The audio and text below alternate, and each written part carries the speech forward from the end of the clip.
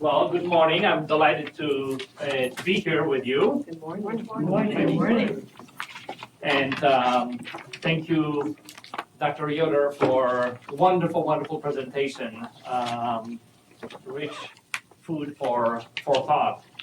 And as I was listening to you, one image came to my mind. And this is from John's Gospel, because a few weeks ago I had kind of preached on it about one of the accounts of the resurrection, and began when the beloved disciples and others go into kind of the first encounter with the empty tomb, but it was when it was still dark. Introducing and John's was not referring to the time, chronological time, but when things were still, it introduces kind of tension, and I find myself precisely in that situation of hope, but at the same time dealing with the urgency and the gravity of the issues, climate emergency and biodiversity crisis and social justice crisis of many different types. So okay, just wanna. How much time do I have? Half an hour or so, or just wanna make sure that okay, great. So. I would like to share with you about kind of the story of hope in the midst of that great kind of tension, ecological crisis, and the story that involves the parish that I was privileged to serve, Immaculate Conception Church. So I would like to speak a little bit about the church, and then related to Laudato Si encyclical and Laudato Si action platform, kind of the wider initiative within the Catholic Church, and highlights its goals and how Immaculate Conception Parish has responded to it, recognizing that it's a work in progress. So, okay, yes. Is it on? Yes. 111. Yep. Okay. Can you hear it? Okay. Is it better to bring it a little bit closer? Yes. Yeah, okay. Can do that. All right. We just got. So, Immaculate Conception Church is a community of about 3,500 families. It's a diverse community. About 65% of our parish is Spanish-speaking, and then English-speaking community. People from different backgrounds. We have a sizable Filipino community, among others. And the mission statement. We are a parish that has been led by Franciscan Friars since mid-1990s, and a multicultural and stewardship parish called, gifted, and sent to proclaim the gospel of Jesus Christ, the gospel that extends to all of God's creation through worship, parish-wide faith formation, our parochial school, pastoral care, and living out the Church's Catholic social teachings. So our response to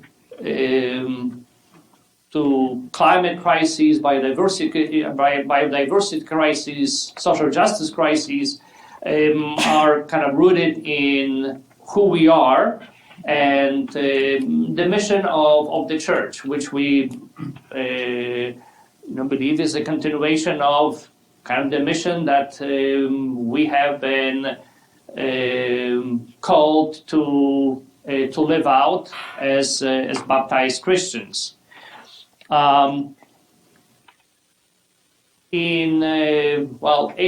Almost eight years ago, Pope Francis promulgated his encyclical Laudato Si on care for common home, and I would imagine most of you have heard about it.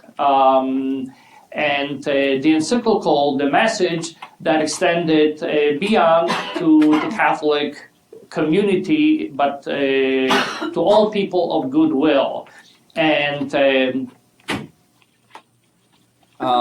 message that has sought to engage the scientific community, the faith community, kind of more broadly, and respond to the signs of the times.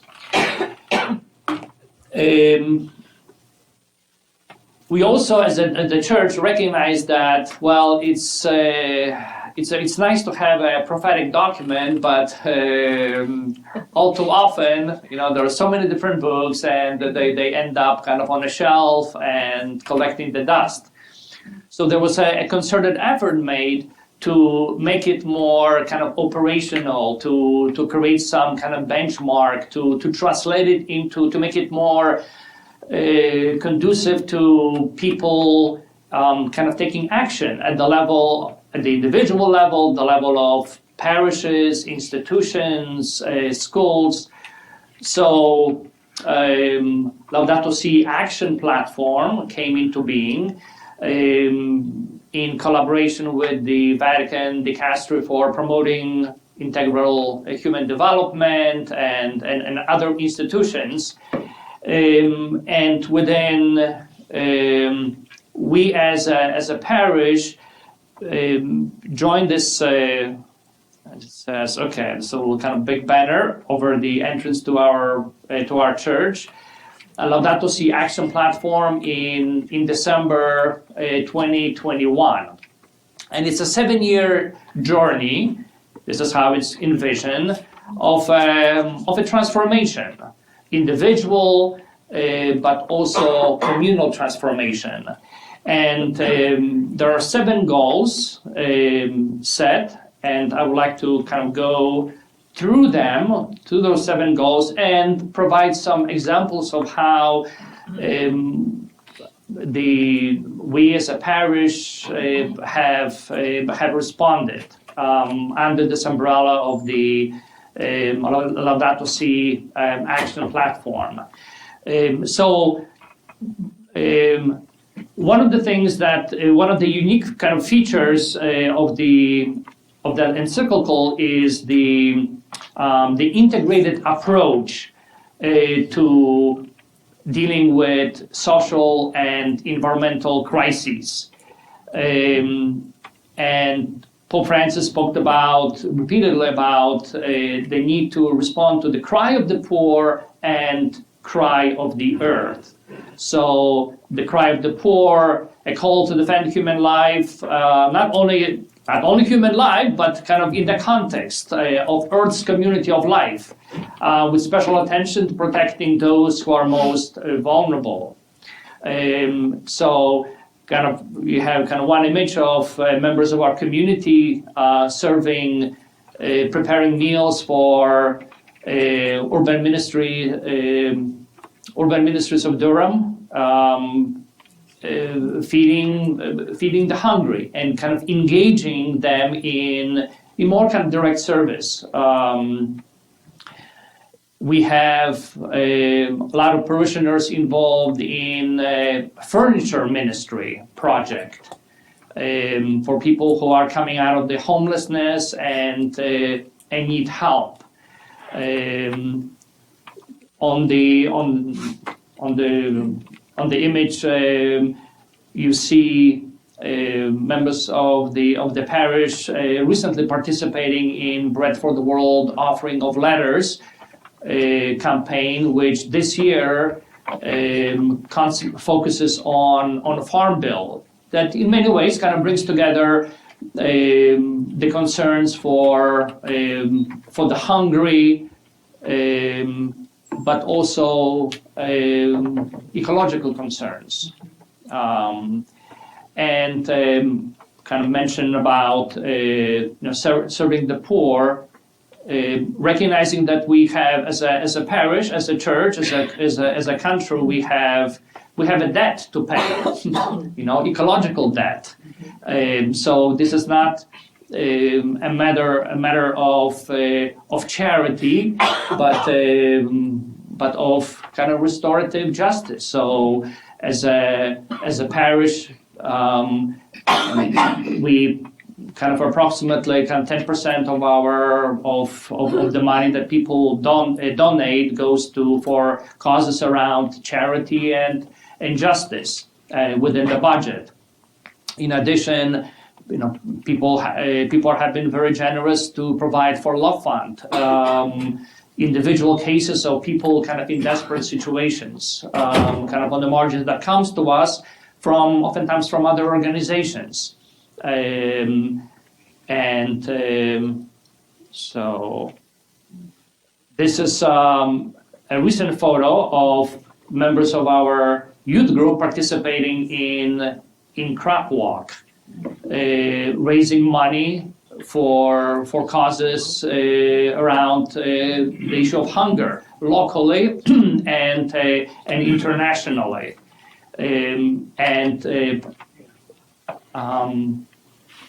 I would like to kind of mention that members of our kind of Latino youth have really kind of stepped up to the plate.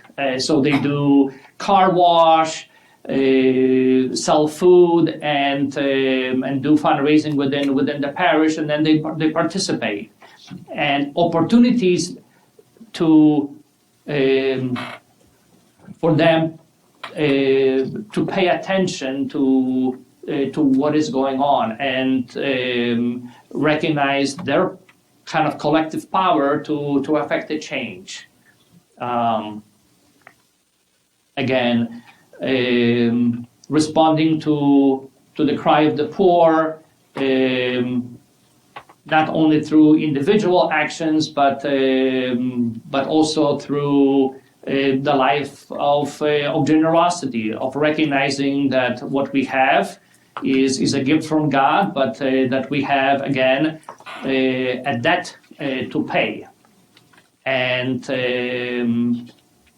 we try to instill that awareness within members of our parish.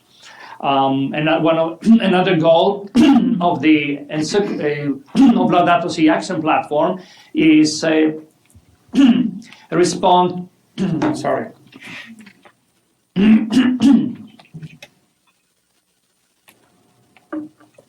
Respond to the cry of the earth and a call to protect.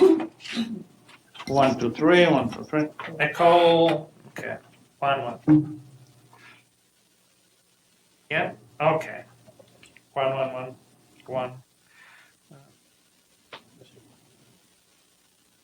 1. Okay. Here we go. Thank you. A call to protect our common home for the well-being of all as we address the climate crisis and the loss of biodiversity and promote ecological sustainability. So, for example, on the left, you see a playground right across from our street, and a lot of attention being given to preventing the runoff. And creating an environment that would be kind of hospitable to birds and insects right across the street. So it provides opportunity for children to develop a certain kind of more ecological sensibilities. Here on the right, the children are identifying plans, and it was a kind of part of our ongoing project with E.O. Wilson Foundation Half Earth Project, focusing on preserving the biodiversity kind of around the world, but the children have to start someplace. And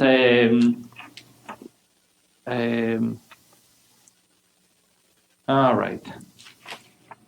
So with E.O. Wilson Foundation is based here in Durham in American Tobacco, and right now they're working with our school's STEM program to kind of integrate science with faith.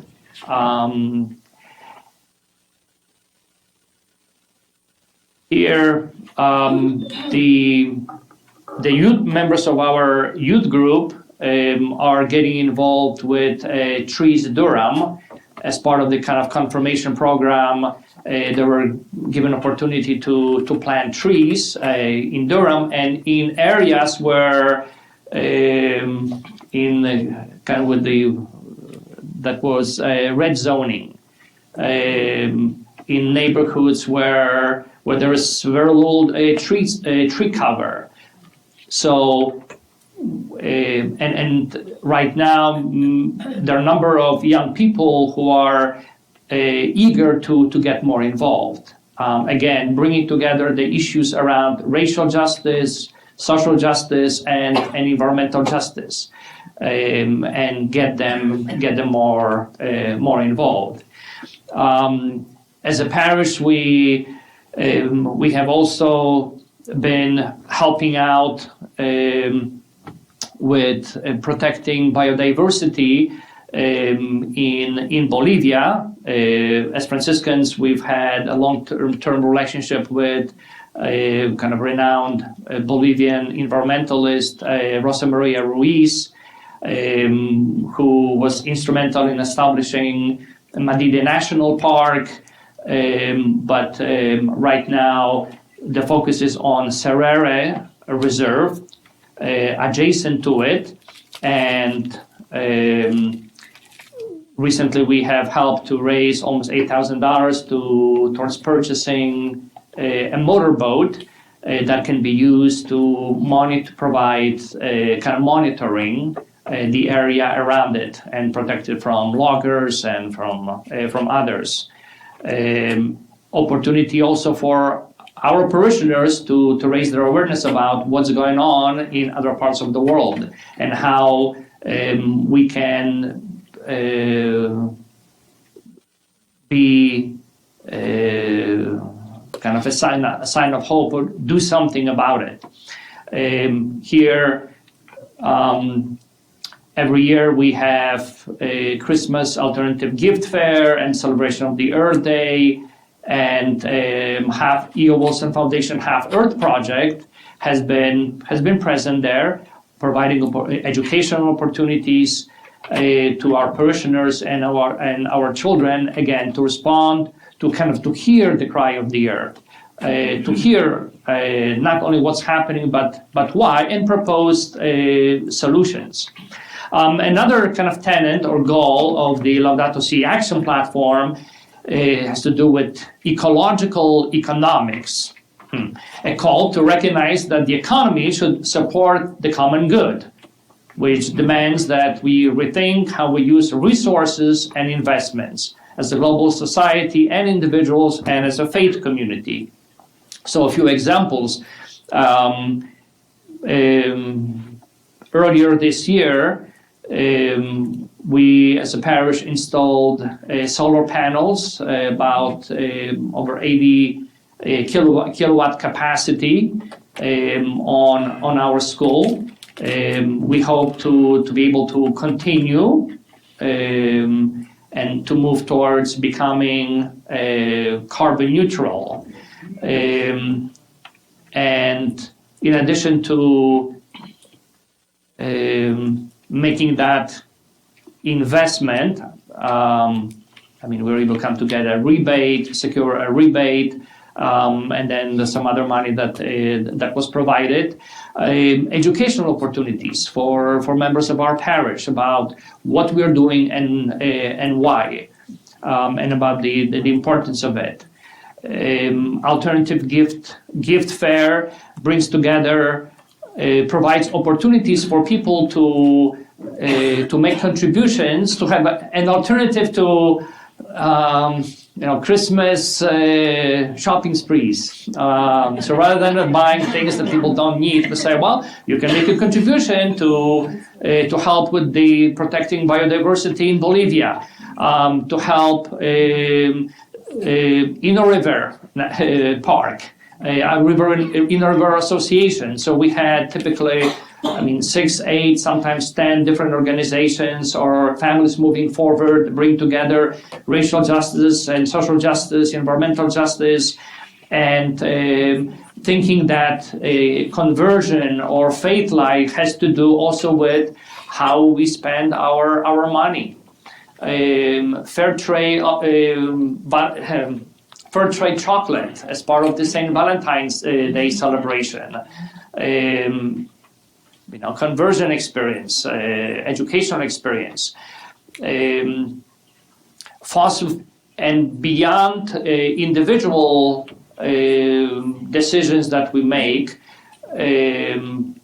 about what to buy, what not to buy. Last year, as part of the Season of Creation celebration, we included fossil fuel non-proliferation treaty. We reached out to Mrs. Svetlana Romanko, environmental lawyer from Ukraine, who participated in we had this ecumenical event focused on Ukraine and sustainability. So she spoke to us for about 5 minutes from Ukraine, but also kind of emphasized the need for, to keep fossil fuels in the ground. She's been a very strong advocate of this fossil fuel non-proliferation treaty. So we want to expose our parishioners to it. Our school children, as a matter of fact, the children were thrilled when they were able to have a little conversation with her via kind of WhatsApp.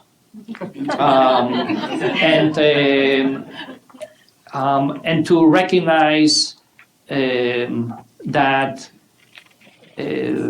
the Christian faith calls us also to delve more deeply into the politics.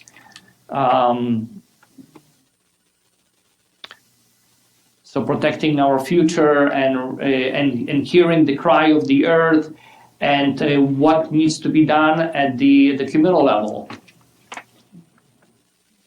Sustainable lifestyle is another goal of Laudato Si Action Platform, a call to understand how our lifestyle choices impact the world around us as we seek to responsibly use and replenish the world resources. So, we had on the left the food sale, and members of our Latino youth group are there to help make sure that people kind of sort things out, and that cans do not end up in the trash. Our school, a parochial school with 500 children, have received National Green Ribbons Award. We promote different initiatives within the school that increase children's sensibilities around environmental issues. Every year we take part in Greener Land. I'm not sure have you ever heard about Greener Land kind of initiative? So fasting, but kind of refraining from meat consumption at many different levels, as an expression of the faith commitment, and making specific impact, positive impact on God's creation, because what we consume, especially beef, has a huge impact. It's not about driving, but and so bringing that into a context of prayer. So we had almost 50 parishioners participating in that. I mean, at least, something to start with. And this is, we've been doing it for several years now. Ecological education, another tenet. A call to rethink and redesign education to foster ecological awareness and action that connects humans to the environment. So within the school, we have very strong STEM curriculum, and also increasingly bring together faith and have them to have a better understanding of, kind of prepare them to be kind of global citizens. And what faith has to do with climate crisis, biodiversity crisis, and specifically what we as human family can do. Laudato Si Jeopardy. This is it's part of the kind of Earth Day celebration. Engaging children. There are, as a parish, number of different advocacy efforts around caring for God's creation. More recently, we had a viewing of the documentary entitled The Letter, about Pope Francis's writing of the encyclical, and the story of different individuals that are part of that effort, from the rainforest of the Brazilian Amazon to a girl in India who is kind of climate justice advocate, and etc. And so we've had engagement opportunities for our English-speaking parishioners, for our Spanish-speaking parishioners, just trying to see kind of on the right, and then opportunities to share, to kind of bring together what Pope Francis and others say with their own experience. Many of our parishioners are from Mexico originally, from Central Americas, and they have seen already kind of the impacts that the climate change has had. So education for environmental justice. Recently, again, Earth Day celebration that brings together faith and science and call people to action with things for adults and children. Ecological spirituality. One of the goals of Laudato Si Action Platform, a call to deep awareness of God's presence in all creation and greater connection to the natural world in a spirit of wonder, praise, and gratitude. So, when was it? About a year and a half ago, our parish organized kind of ecumenical event, a march, just around the time of the climate conference in Glasgow, from the church around the Duke campus to Episcopal Church, St. Joe Episcopal Church, in which a lot of people participated, with many children from the parish. Every year we celebrate a season of creation, September 1st through October 4th. On the right, the second in the Catholic Church, the second Sunday of Easter has been designated as the kind of Divine Mercy Sunday. It's more kind of devotional, but I try not to waste any opportunity to integrate care for creation within kind of devotional life of the parish. So. These photos that you see is from our Divine Mercy celebration, kind of with the understanding of blessed are the merciful, for they will be shown mercy. And mercy extends to all of God's creation. In addition to appropriate kind of quotes that kind of speak to that in English and in Spanish, at the end of that prayer service we have anointing of people's hands and sending forth to be healers and reconcilers of God's creation. Again, the season of creation, ecological stations of the cross during Lent.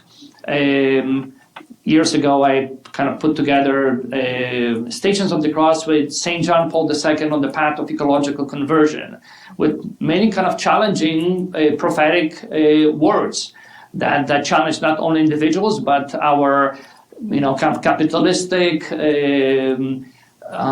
imperial system that destroys the earth and its community, and for people to develop those sensibilities.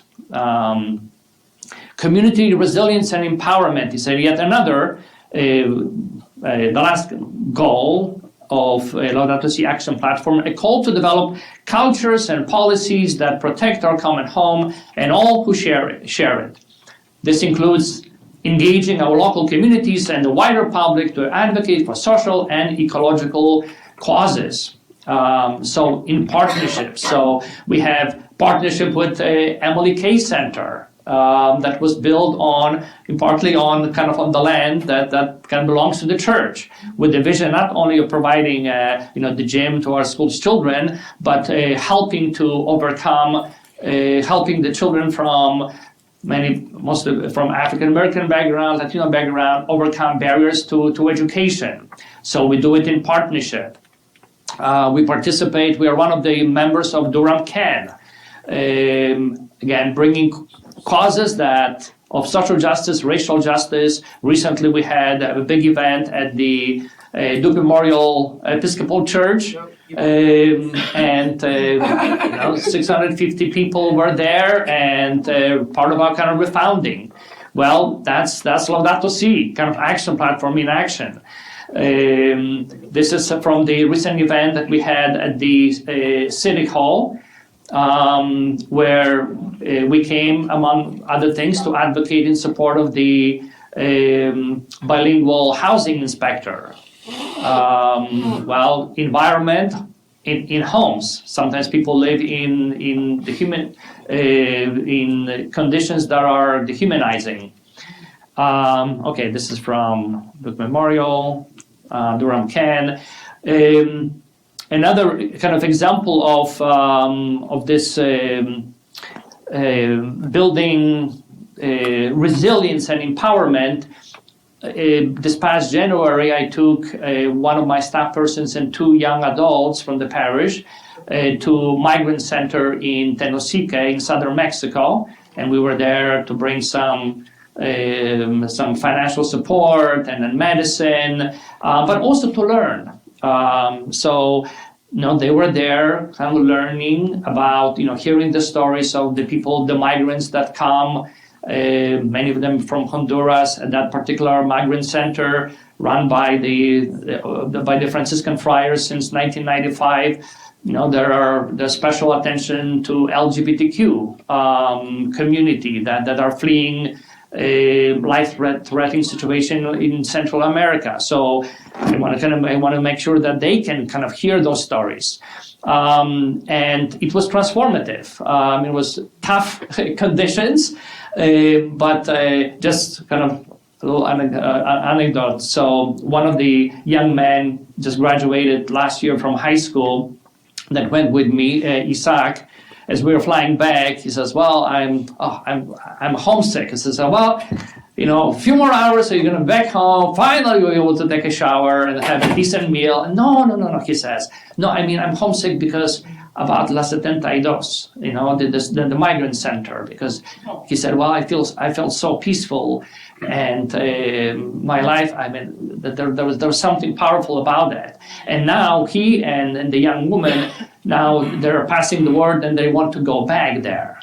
And so that's bringing together justice for migrants, but also environmental justice. I mean, we went to connection between the migrant crises and climate crises.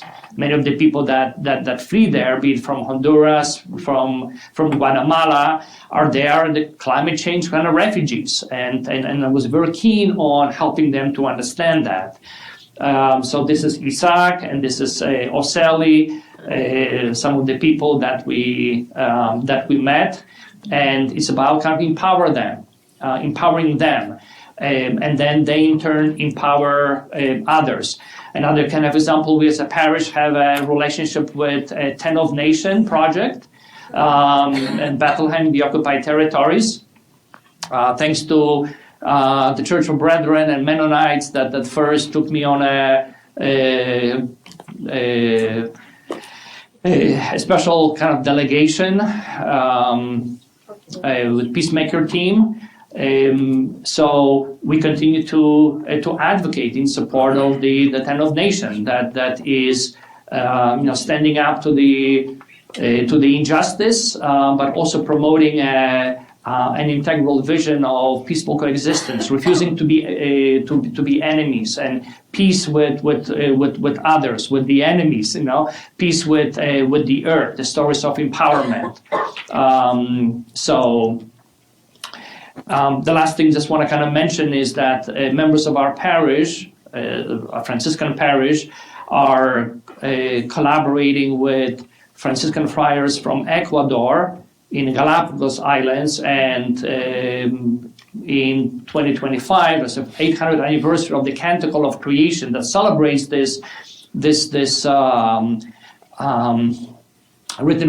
composed by St. Francis, that highlights the kind of celebrates the Earth's community of life within the framework of the Christian faith, and we are helping to establish Franciscan Laudato Si Biodiversity Project in the Galapagos Island. Again, science, religion, and using the resources that we have to help to be a sign of hope.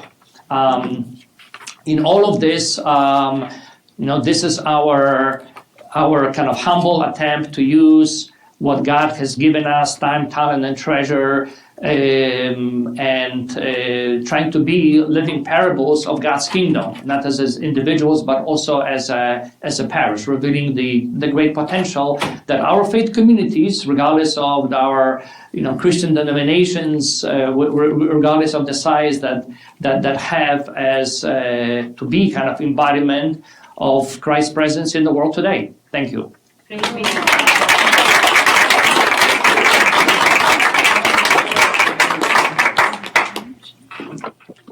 Hallelujah.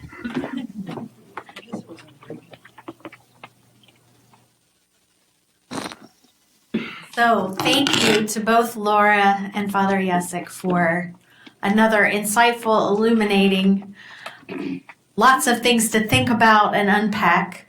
The coffee is here, and it is cold in this room today. We're in a rainy, chilly day, so I invite you to take about 10 minutes, coffee, hot tea. I think I forgot to bring the